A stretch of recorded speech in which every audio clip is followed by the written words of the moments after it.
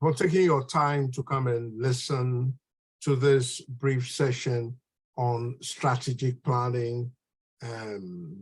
Well, I'll probably start by talking about what would be our session plan. And I've already met a glitch.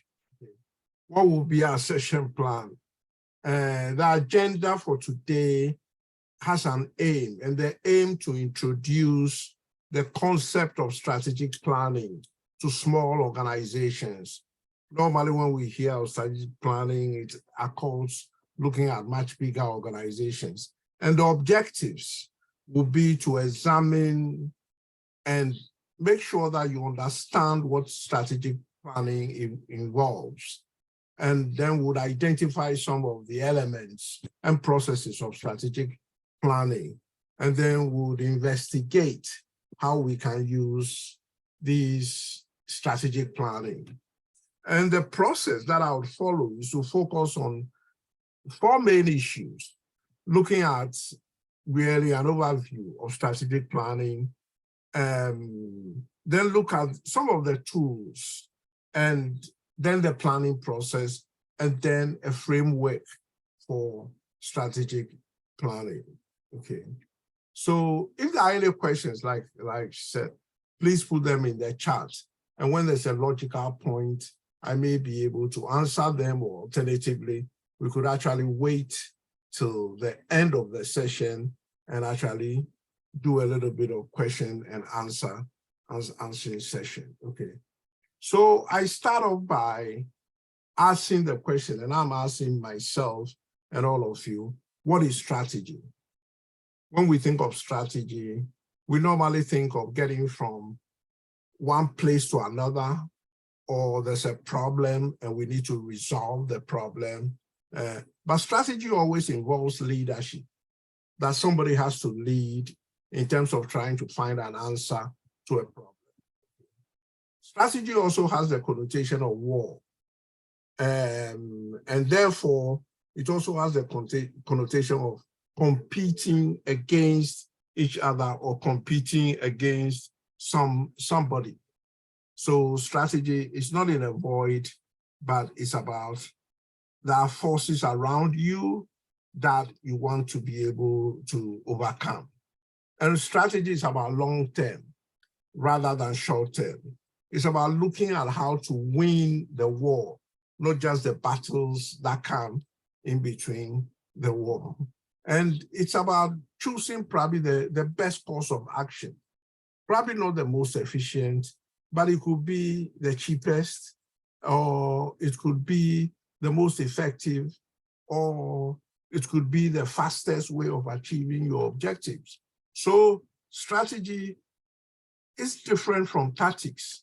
Tactics is how you sort out a problem now, and it's, how would I say, a compilation of tactics that leads us to be able to do strategy and do good strategy. And strategy needs to be proactive in order for it to be effective. By saying that, I mean that sometimes you are confronted with a problem, but when you go to try and solve that problem, one of the things that you try to do is would find a solution so that that problem does not arise again.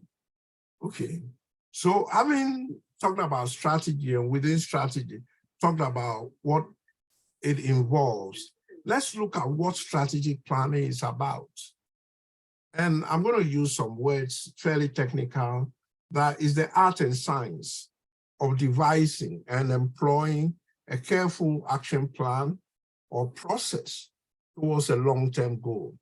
Essentially, what I'm saying is that when you set up in business, it's not just the immediate. You're not setting up in business so that you stop doing business next year. You are setting up in business forever, and you hope that your business will not only survive, but your business will thrive. So what you start looking at is, which are the forces that impact against the business?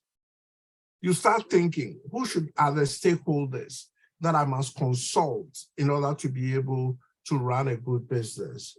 you start thinking, what sort of tools should I be able to look at and deploy?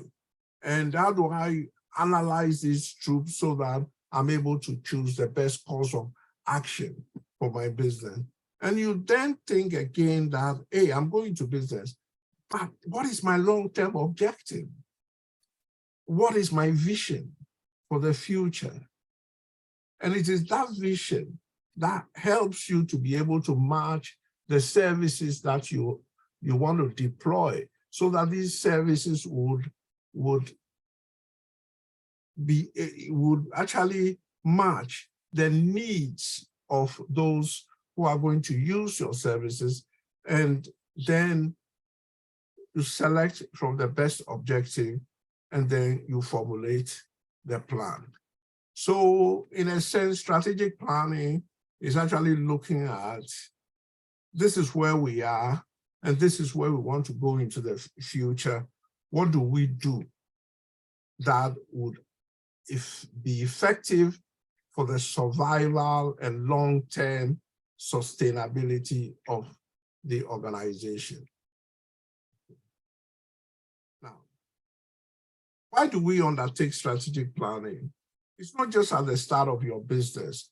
Most organizations actually do planning and they roll up plans, but certainly on a yearly basis, they are able to evolve a new strategic plan for the year. And normally the strategic plan they come up with covers maybe between 3 to 5 years, knowing that at least you planned, knowing that at least you'll be able to achieve that strategy. Okay. And you undertake strategic planning because there are new imperatives. Things are changing all the time. They are changing from different angles. They are changing from within your organization. They are changing from outside your organization. And you want to add value to what your stakeholders are doing. You want to keep up and you want to stay ahead. You want to be able to serve your community or your clients better. And you want to know, which is really the critical thing, that what you have set as your main goal are things that are actually desired by the users of your services. So strategic planning is certainly useful at the beginning, but certainly on a yearly basis, you review what the plan is and you try and come up with a new way of looking at your business or your organization. I don't know whether this is kind of, we'll try and explain what I'm driving at, but I've termed this competitive management. And what I've said is that there are internal dynamics of organizations that operate in terms of operations, resources, marketing, and finance. Most of the organizations you go to, there's a director of finance or somebody in charge of money. There's probably a director of marketing. There's probably an HR director, and there's certainly a general manager who coordinates operation. So these are the internal dynamics of an organization. And those deal with things like your work plan, your schedules, your outputs, your quality issues. They deal with payment systems, rules and regulations, compliance with issues. They deal with marketing in terms of what the market is, doing the research for the market, going out, selling, deploying different ways, looking at pricing, looking at sales, looking at advertising, looking at social media and all those. And you also look at finance, which is how much capital you have, what are your setup costs, your income and expenditure, you do a sensitivity analysis on it, your break-even balance sheet. That's really what you have operating within the internal of the organization. Okay. But there's also an external for the organization. And these are the forces that operate on the organization that the organization has to satisfy in order to be in business. Foremost of these are your users. You have to satisfy your users, deliver them a good and effective service so that they keep on coming back to you and they get real value from you. You also have to satisfy your funders, depending on if you are a corporate organization or what you call a social organization. Somebody has to fund you, or maybe you need to go to the bank. Then there are regulations that are covering the type of business that you are in. So those are the two main organizations that are external that you have to satisfy. But then there are existing organizations. You've gone into a field, there's somebody already operating. What you're trying to do is you're trying to maybe copy or do that better, what that person is doing. And then if you are successful, there'll be new organizations that would come in. So you'd have to be able to help raise the barriers of entry so that those new organizations don't make you obsolete. So this is what competitive management is about. And it is because we have competitive management that it's important for us to actually do strategic management. Okay. Now, it all really starts with looking at the objectives of the organization. And it says, what are the overall goals of our organization? What are the specific aims that we want to resolve? What is the need that our users need, which is why we are setting up the organization in the first place? And what I'm essentially saying is that our objectives determine what our outputs are going to be. And our activities are about how we order the tasks that we need in order to be able to resolve a problem. Every organization starts with trying to resolve a particular problem. So I set up in consulting at the time when there were few consultants, and what we wanted to do was to raise the level of knowledge of Black organizations so that they will be able to engage and they'll be able to manage and they'll be able to do better. So there was a need for what we did, and we went out and we researched this need and we came up with a view. Okay. What I basically want you to do is to probably employ what we call this Weaver's triangle to be able to help you determine your overall aim, to be able to look at your specific aims and activities, and to be able to come up with activities that would actually make sure that you know what the objectives of your organization are. And I think I want to do this by asking you to do a little exercise for me within groups. And in these groups, I'm going to ask a question, which I call is probably the problem question, which is, what is it that happens to young people who go through the school system? So working in groups, I want you to have a discussion and write out what you think are all the problems that young people experience in the school system.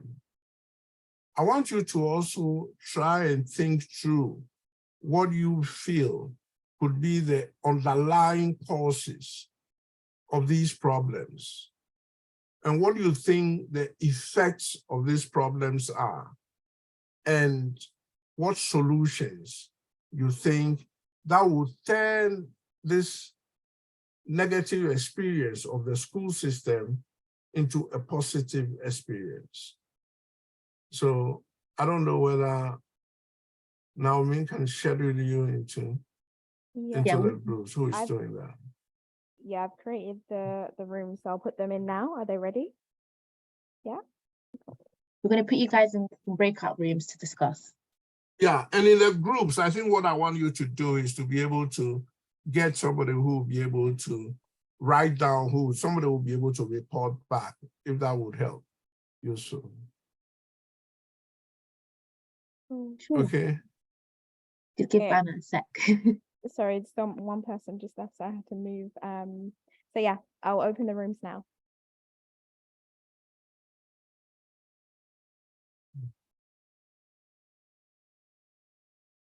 Something should have popped on your screens now. So if you just accept, yeah, and it will start putting you into the room.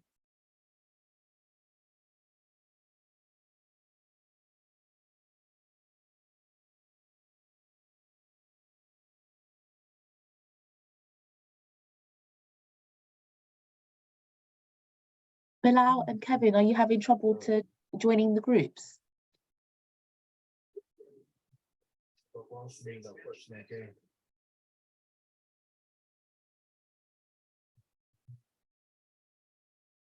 Oh, okay, Kevin's okay now. It's just Bilal. Do you have anything on your screen, Bilal? You can check. You can write on the chat as well if you're struggling to get into the group. I think I missed the notifications to add myself to one of the groups. I don't know. Is there any chance if? How do you do it in Spanish? Do you know how to send the invitation again? I'll do it again. Oh, okay. Sorry about that.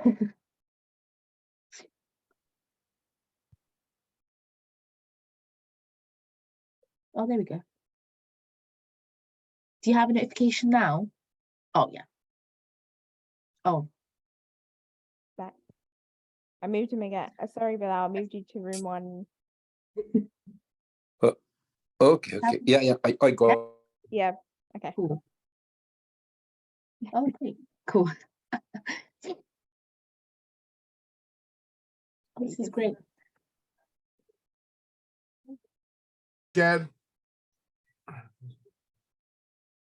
Probably get one or two of you to discuss what you did in the group in terms of what is it that happens to young people who go through the school system. What are the major problems they experience in the system? What do you think are the underlying causes? And what do you think are the effects? And therefore, what do you think is the solution? Yeah, I'm happy to share. Okay. So one of the areas that my group discussed was when students at school might be misbehaving, and as a result of their behavior, they might, be excluded from school. And we sort of touched on how that might not be the best way to deal with them, because there's a lot of the issues that the young people may be going through might be, deep rooted. It might stem from issues in the home, generally is, and as a result of that, they may, hold in a certain level of anger that they may express in different ways, which I'm not saying is good, but I think that some young people might not feel safe or in the best positions whilst at home, and so they go to school, and as I said, they might express their anger and emotions in the wrong way, and so if they're now excluded from school, which to them might be their safe space because home isn't, then that isn't the best way to go about things, in my opinion. And I think what needs to be done, one of the key solutions, if it's not already being done, is teachers really receiving the right training on how to really deal with mental health issues around young people, not knowing how to really manage young people who might be going through difficult situations, trying to create that safe space, because at the end of the day, right, a lot of people may be going through stuff and they might not be willing to openly share what it is that they're going through, but just knowing the right things to say, knowing how to make them feel heard, feel loved, feel valued, and most importantly, feel protected, because unfortunately some young people don't feel that way at home, and so they come to school and see school as their safe space, and if a school is now excluding them and showing them that lack of care and attention, which they may already be experiencing at home, then that's another problem. So I think definitely training. Okay, thank you. Can we have just one more person from another group who would share? Thanks very much, Kevin. Another person from another group who will share what they discussed. Yeah, hi. I guess, yeah, one of the points we touched on was relationship building. Okay. which can be a problem. Sort of, I guess, if you're dealing with different teachers or with different pupils, that can be an issue. But I guess we were, in terms of solutions, we were thinking it's a case of just getting familiar with people of different cultural background, and from different sort of communities to overcome that. So sort of just becoming familiar and having that exposure to one another will help to sort of develop your relationships with one another. Okay. Okay, thank you very much. I'll just really go to what I prepared earlier, which is how to look at what I call trying to resolve from. Okay, so let's look at how we turn from problem to objective. I've stated the problem. Young Caribbean children underperform in the secondary schools is because they have a bad experience. So I then look at some of the causes. They do not have positive role models. They do not think that it's cool for them to study. Their schools are not good enough in the inner city. They lack positive role models. Their parents are too busy. They are plagued with behavioral problems. The curriculum is not very interesting. The teachers have a negative expectation of them. Okay, now when you go back home, try and get a group together and sort of brainstorm that. Okay, the effect is that they don't pass their exams.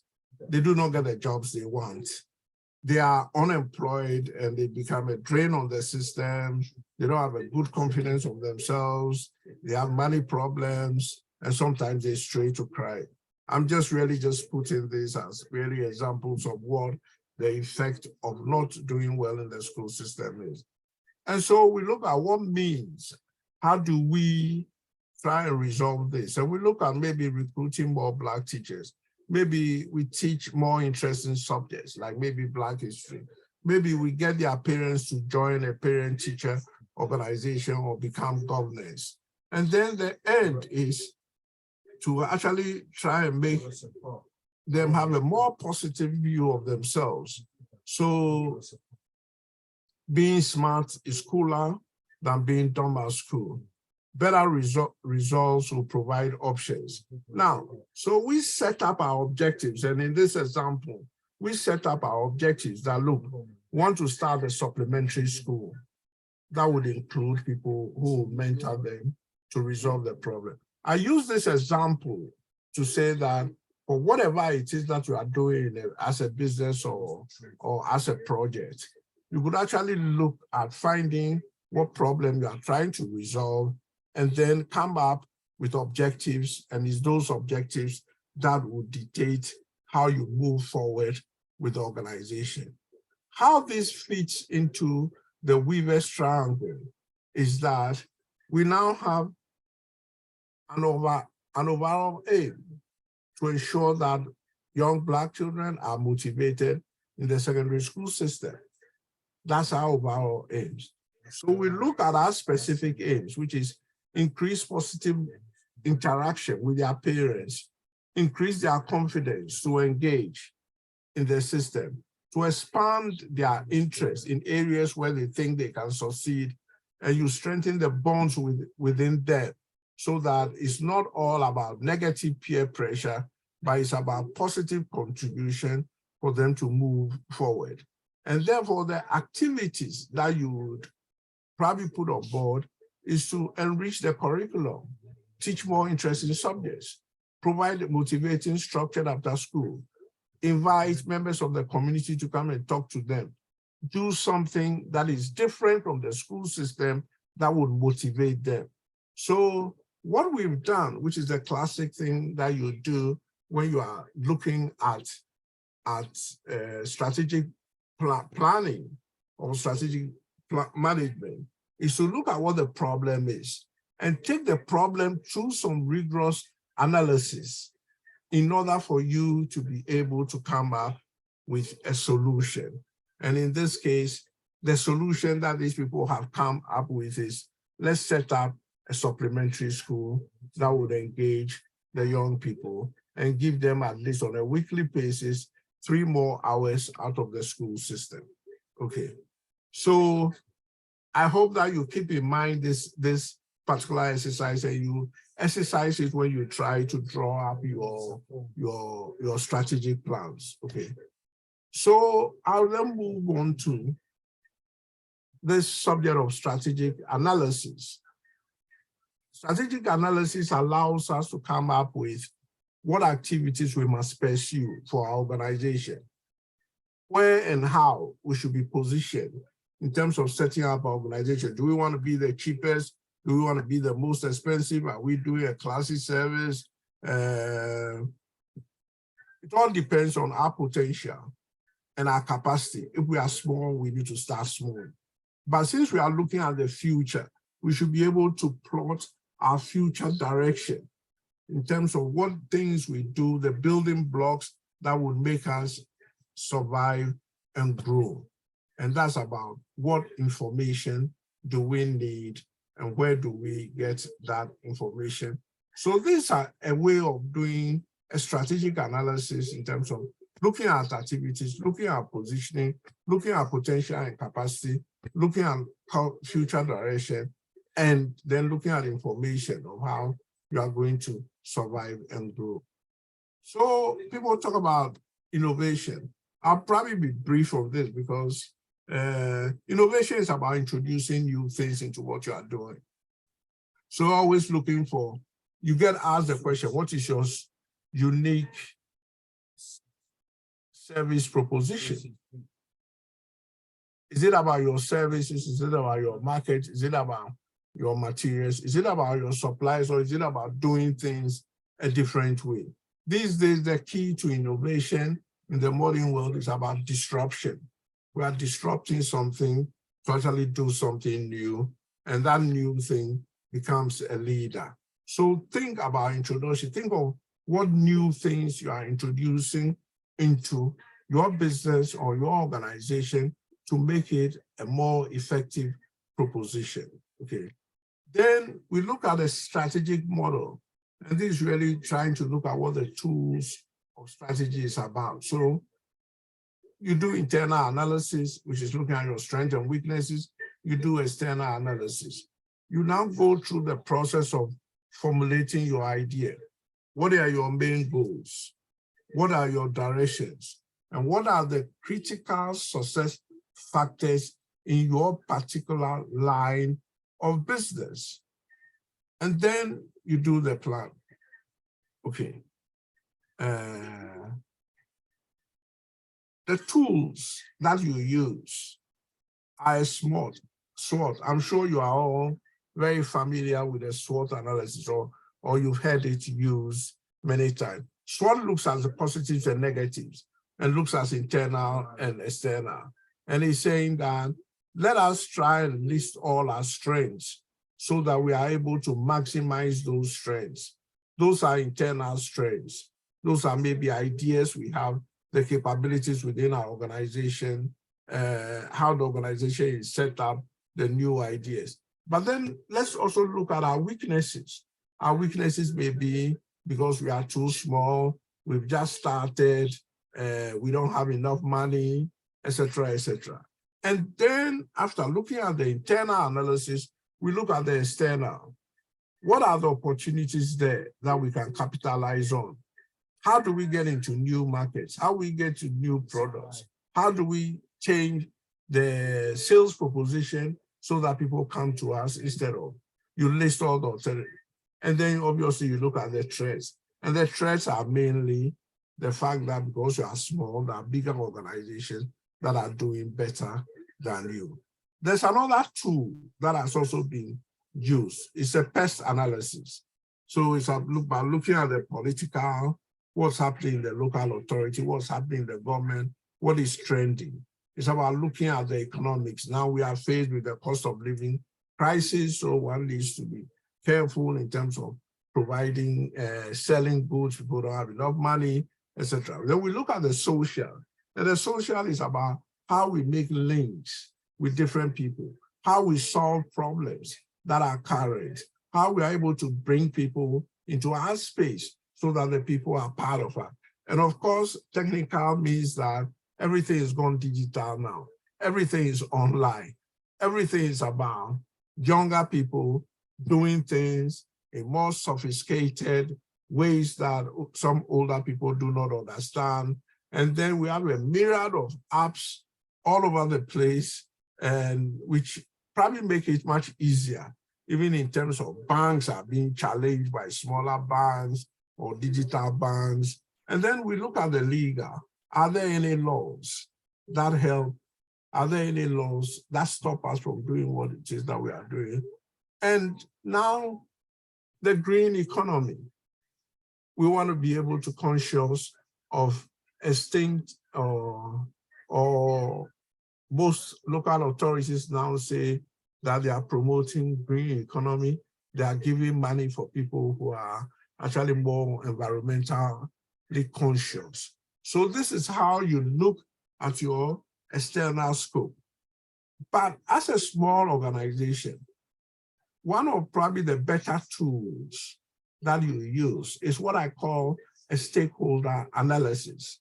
And this stakeholder analysis is about talking to your management and staff about what it is that you think they can deliver. Talking to your members and the users of organization about what it is that they desire for you to provide for them. Looking at other providers in the voluntary sector, in the private sector, and asking from them how you can collaborate with them or how they can do, how you can do things better in competition with them. And then going to your funders and various statutory organizations and then asking them what it is that they require from you in order for you to, for them to be able to give you some funding. So this stakeholder analysis keeps this rather tight. Because you're a small organization, it means that you're actually talking to relevant people who would help you move forward in the running of your organization. I talked about ideas formulation. This is really looking at the process of doing. People call people, they do a brainstorming session. From the brainstorming session, they pick out them.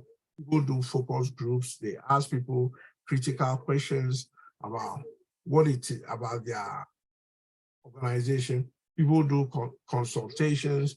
People have suggestion boxes. People actually go out to do questionnaires and to ask people direct questions in order for them to be able to answer. And in looking at asking people questions, you are looking at your competitors because what you are trying to do is to build a cost structure for what you can do, to build a customer profile. And then people go to meetings as a way of getting information. So there's a lot of networking and stuff that you can do in order to pick up information that is critical for use within your organization. And that will help you to actually draw up a strategic plan. Okay. So framework for a strategic plan, this is what how would I say, the cover page of a strategic plan looks like. What's the vision of the organization? What is the mission of the organization? What are the strategic objectives?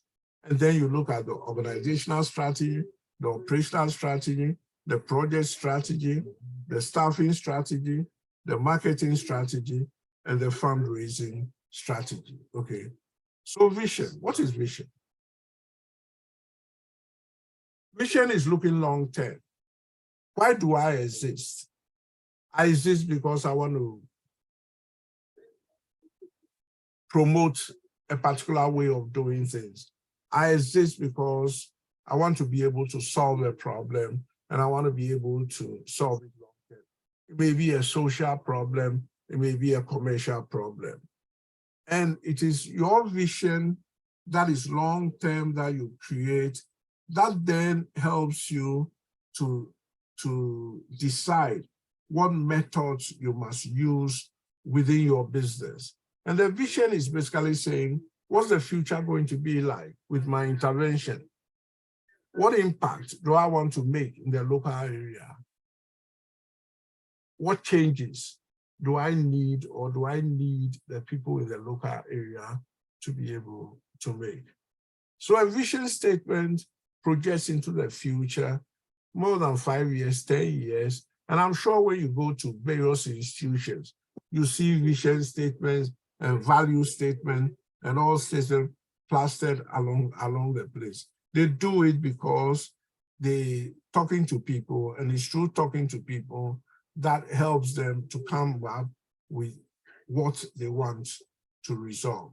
So vision is critical in terms of looking at your strategic plan.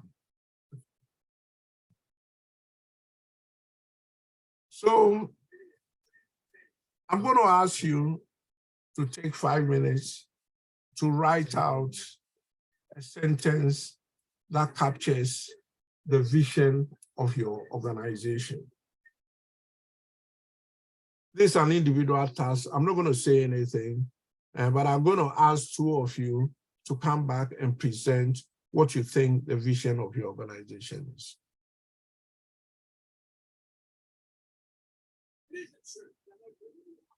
Or alternatively, you can actually write it in the chat.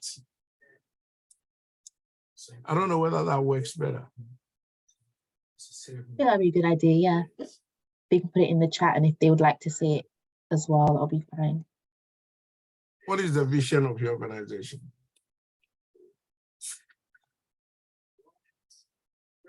Giving you 5 minutes to do it.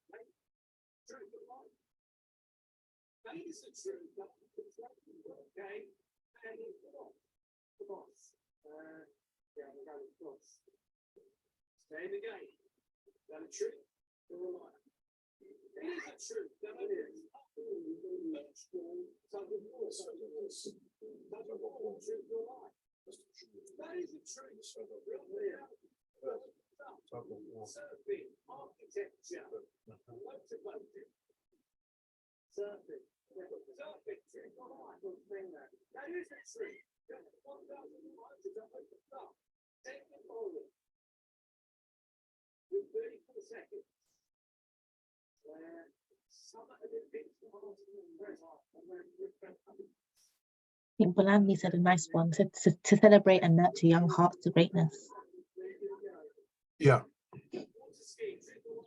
Oh, Anthony, we see that is a vision. Okay. Yeah.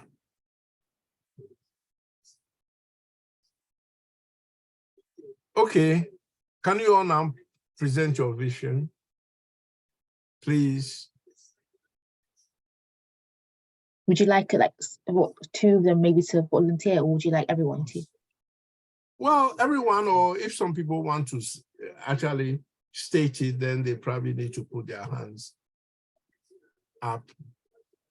I don't mind that too. So if anyone would like to speak about the mission statement, they can unmute themselves. Yeah.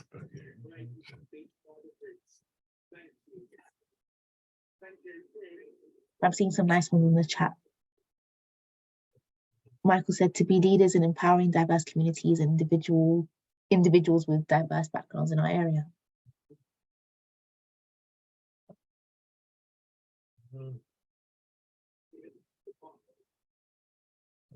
Just to repeat, if anyone would like to speak about their mission statement, they can unmute themselves. Yeah. Okay, does anybody want to present their vision? I think that there are some interesting ones coming up in the chat, but I don't think I want us to sort of finalize that and then go on to look at what a strategic plan looks like. Anybody wants to have a go?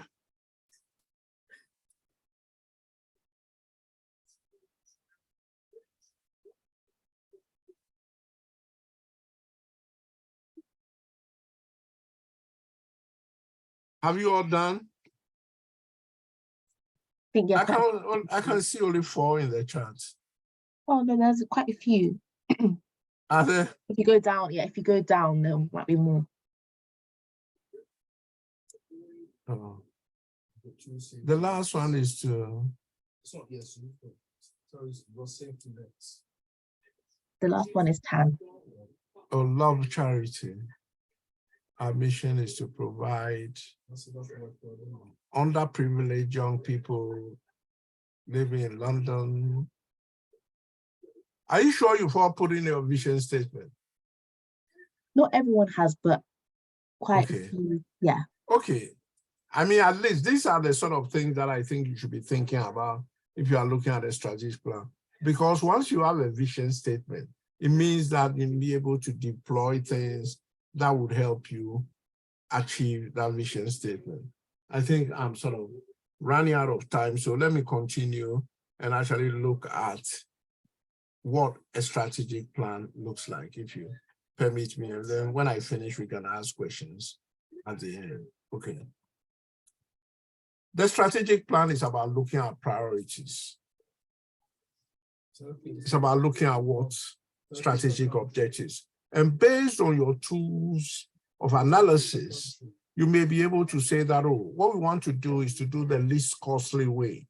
Or what we want to do is the easiest to realize. Or we want to do is the maximum impact. Or what we want to do is the most popular. So you state what your priorities are, which are your strategic objectives, and then you go on, oh, maybe I'm going to follow client demand, or maybe it's going to be based on availability of funds, or what I'm doing is supposed to be about topical. So vision is why we exist, what we intend to achieve, what impact we want to make in the community. And then you state a mission, which is how we go about achieving it within a time frame. So you'll be looking at a smart plan. And then you say, what resources, which sort of person should we employ? What equipment should we use? What machines do we need to use? What markets do we need to serve? Then you look at the activities that you need to achieve. And then the strategic objectives are, what are your priorities? What values or criteria drive us? And how do we formulate our delivery? Okay. So this is from these that you are then able to do the different aspects of your strategic plan. And,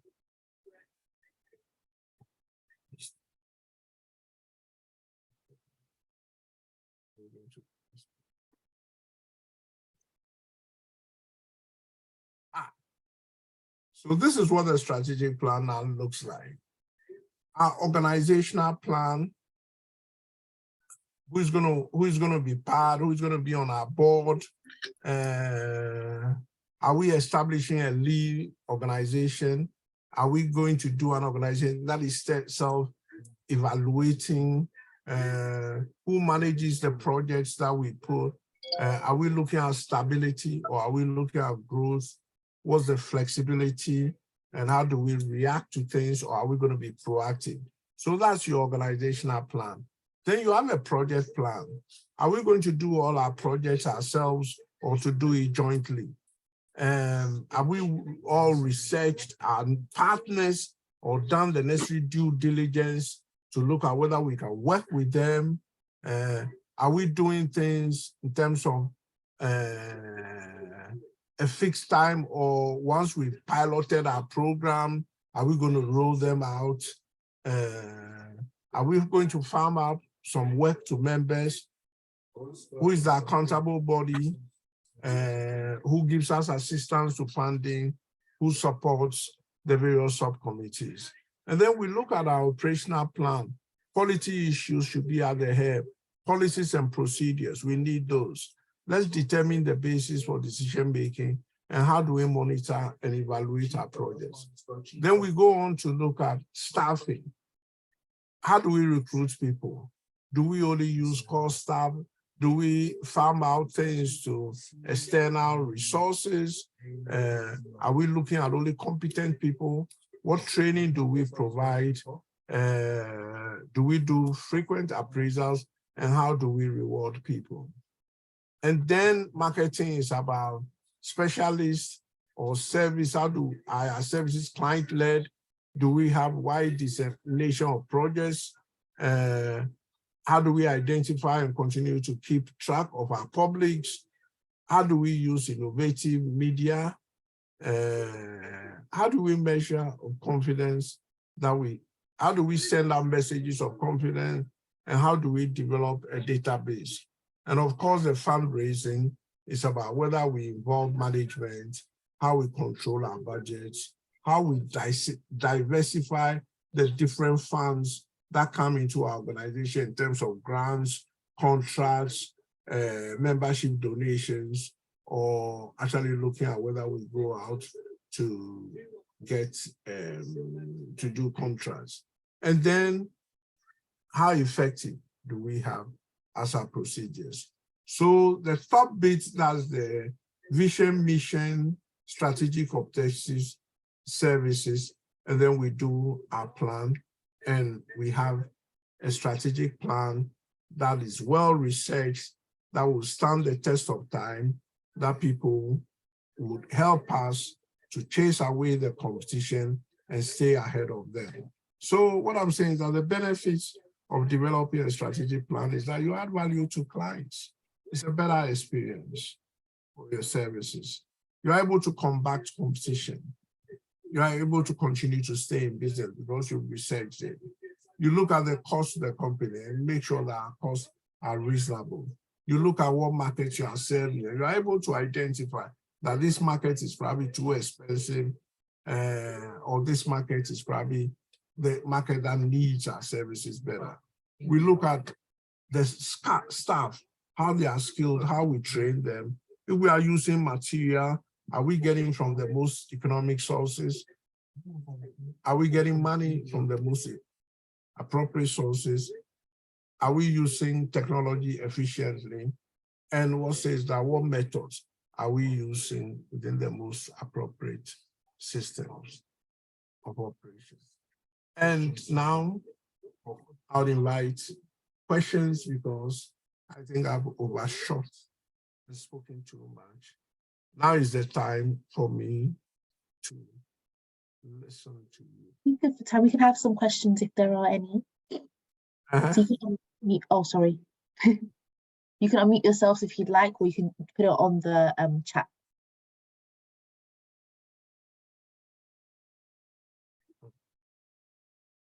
I actually have a question for you, Ade. I just wanted to, if you would like to share, do you have any examples within your own organization, when you had a problem within your own organization and how you resolved it, like strategically? Do you have any examples you could share? Okay, I mean, I think that part of organization is about what I'll call conflict resolution. That's what you are talking about. Is it? Yes. A problem amongst people? Amongst, or just within your organization, any issue or problem, whether that's within your staff or within the people that you help, your clients, etc. Okay. Normally, most organizations in terms of policies should have a complaints and complements policy. So your complaints policy would determine what it is that you do. If it's just something that deals with maybe personality within the organizations, then what you have to find out is what I call the objective way of how we resolve the problem to the benefit of the organization. So when I go into conflict situations, what is foremost in my mind is how does the resolution of the problem affect the objectives of the organization? If we are able to resolve in such a way that it promotes the organization, and conflict resolution is not about compromise. It's also not about people winning and people gaining. It's about both parties winning and about both parties being asked to reconsider whether what they are doing promotes the objectives of the organization. If it's just an issue of method, which is what is happening, then you can actually sit down, either internally or with an external trusted party, to resolve it. I don't know the type of problem. I mean, you've asked it in a generic way, but if it was specific, I'll probably deal and tell you. And sometimes some problems are not, we're not able to resolve some problems. If somebody is being disruptive within an organization, that person can't be pushed forward. Then for the interest of the organization, we may have to let that person go. That was really helpful, especially to like refer back to your objectives and always refer back to them. That was great. Thank you.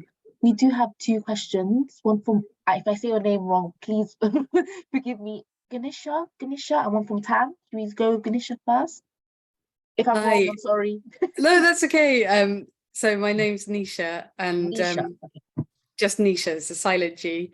And I'm sorry, all these things have happened. So this is actually my first time attending this course. So yeah, lots of apologies for that. No worries, welcome. Thank you, thank you. My question is around kind of how you get, or like, do you have any recommendations for getting your teams or your organization to buy into the strategic plan, and doing it together, and any kind of recommendations for doing that well? Okay. You know, when I set us that first exercise about going on to look at the problems, I think normally what I would recommend is for you to set one day aside outside the organization, depending on how much money you have. Take them somewhere swanky and just tell them that it's a peg, it's an away day. And you use that away day to actually question yourself in terms of what you're doing. So you set a strict agenda that at the end of this day, this is where we are going to achieve. We are coming up with the basis of a new strategic plan. And if you can get an external facilitator, fine. But if not, you can do it yourself and ask them some of the questions that has been given to you, which is really saying that what is your vision? What are your objectives? What's the best method of doing it? Okay. And a strategic planning day where everybody, on that day, there's no boss. So everybody comes up with really what they think their ideas are. And you make sure that they can actually even bring crazy ideas. I mean, you should be able to take all that and evaluate them.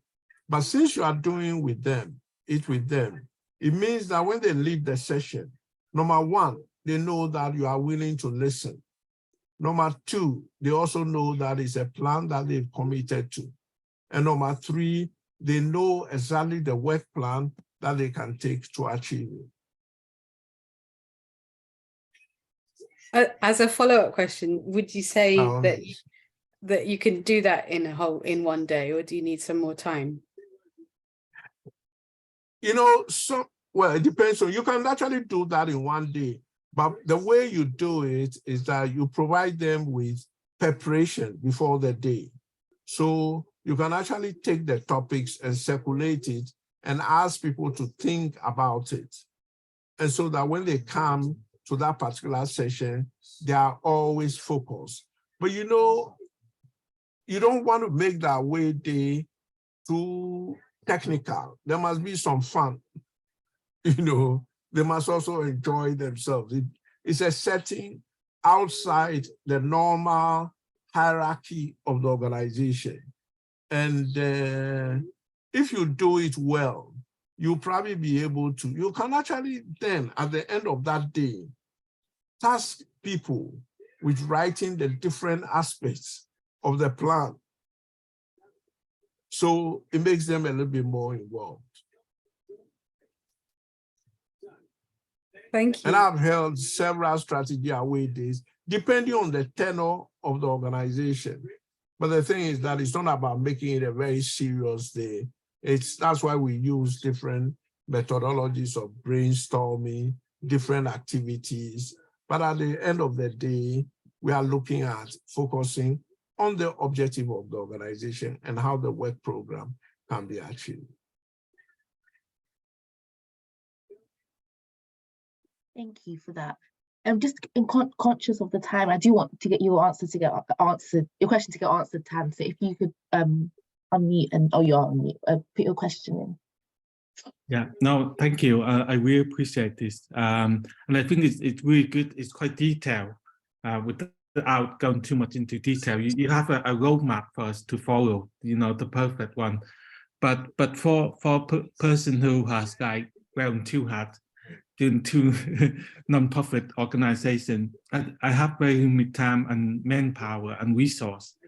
So is there something like the theory of change model that we could use, something a bit more compact, and we can do that workshop with a group in a short time? Because what you laid out, I think it's wonderful, but for a small organization, it is quite challenging to find the resource and time to do that.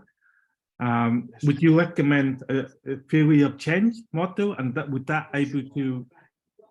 Well, yeah, you can use a theory of change because essentially, but you know, the difficulty for most organizations is that, and I've seen this happen in the voluntary sector, people sit down and they do their own theory of change without going out there to ask questions, without getting the necessary material. Before, in order for you to be able to do impact analysis, you need to be able to collect material. And that's really the slide that I put on about focus groups, suggestion boxes. All those things are information that you then get in. And in the theory of change, you also make some assumptions. And those assumptions are that, oh, maybe there's no competition, or maybe there's competition, but this is what we want to do to counter the competition. So yes, I can give you a template on theory of change that I think would be helpful. But what I did today was to try, instead of concentrating on all the tools that are available, I just selected the stakeholder analysis that I use. So I do a questionnaire and I ask my staff questions about the internal.